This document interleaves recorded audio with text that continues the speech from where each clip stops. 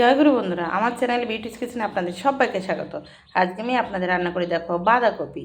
এখানে দেখুন বন্ধুরা, বাঁধাকপি আমি কেটেছি। আমি আলু কেটেছি ডুমো ডুমো করে, এই যে আলু কেটেছি ডুমো ডুমো করে, বাঁধাকপি কুচিয়ে নিয়েছি, মটরশুঁটি দিয়েছি, আর আমি এখানে টমেটো কুচি একসঙ্গে রেখে দিয়েছি। আমি কিন্তু আলাদা আলাদা কোনো কিছু একসঙ্গেই দিয়ে দেবো। আর আমি বাঁধাকপি সেদ্ধ করেও নেব না। তো এখানে দেখুন ধুয়ে রেখেছি আমি ঝুড়িতে করে জল ঝরানোর জন্য। আমি এখানে কড়াতে তেল দিয়ে দিয়েছি, তেজপাতা দিয়েছি, আমি শুকনো লঙ্কা দুটো ভেঙে আমি দিয়ে দেবো এবার জিরে। এবার দিয়ে দেবো আমি জিরে ফোড়ন দিয়ে এবার আমি একটু ভাজা হয়ে গেলে জিরেটা আমি দিয়ে দেবো বাঁধাকপি কোচানো, সব মেশানো একসঙ্গে। দেখুন ভাজা হয়ে গেছে, এবার আমি দিয়ে দেবো বাঁধাকপি কোচানো, একটু একটু করে ছেড়ে দেবো।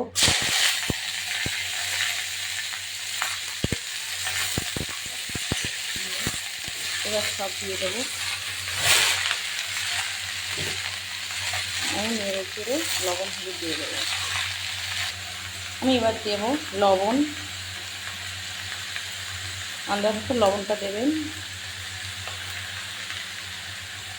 দিয়ে দেবো হলুদ, আমি যে হলুদটা বেটে রেখেছি আমি সেই হলুদ দিয়ে দেবো। কিন্তু হলুদের কালার না, এই হলুদ কোনোভাবে সেদ্ধ করতে হয়, কিন্তু আমি সেটা তো করিনি, তো অতটা কালার হয় না, এই হলুদটা একটু সাদা সাদা থাকে। নেড়ে চেড়ে নেবো এবার। দেখুন যে আমি একদম এক জায়গায় করে দিয়েছি। এবার আমি ঢেকে দেবো, বাঁধাকপি জল ছেড়ে দেবো। দেখুন বন্ধুরা, বাতাস থেকে জল ছেড়ে দিয়েছে। আমি এবার এই যে পাকা কাঁচা লঙ্কা পেকে গেছে, সেই লঙ্কাগুলি দিয়ে দিচ্ছি। 7-8টা লঙ্কা দিয়েছি। এবার আমি একটু নেড়ে ছেড়ে আমি আবার ঢেকে দেব। এই জলে সেদ্ধ হয়ে যাবে, আবার এই জলে শুকিয়ে নেব। বাঁধাকপির ভিতরেই টেনে একদম হতে হবে। ঢেকে দেবো, আবার জালটাকে কমিয়ে দিতে হবে। দেখুন বন্ধুরা, সেদ্ধ হয়ে গেছে বাঁধাকপি। আমি একটু লঙ্কার গুঁড়ো দেবো কালারের জন্য। আমি দিয়েছি একটু সামান্য লঙ্কার গুঁড়ো, কাশ্মীরি গুঁড়ো লঙ্কা, যেহেতু কাঁচা লঙ্কা ঝাল আছে।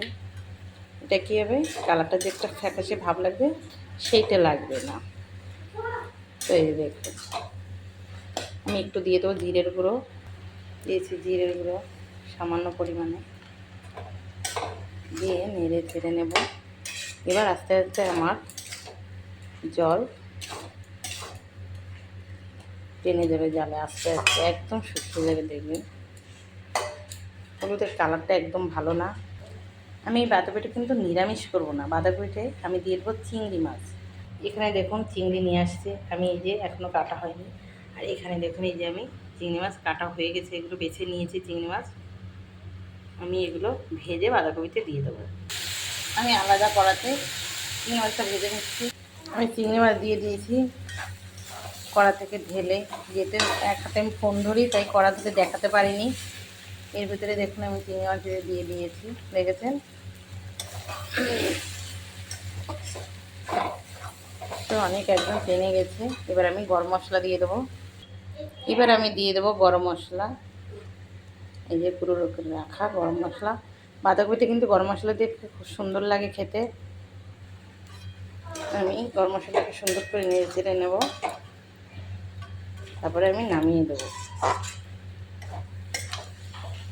বাঁধাকপি হয়ে গেছে আমার।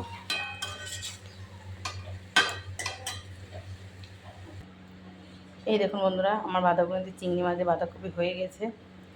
তো আমার এই রেসিপিটা যদি ভালো লেগে থাকে তাহলে please please please like share comment করতে কিন্তু ভুল করবেন না, সাবস্ক্রাইবটা করে দেবেন। জয় গুরু।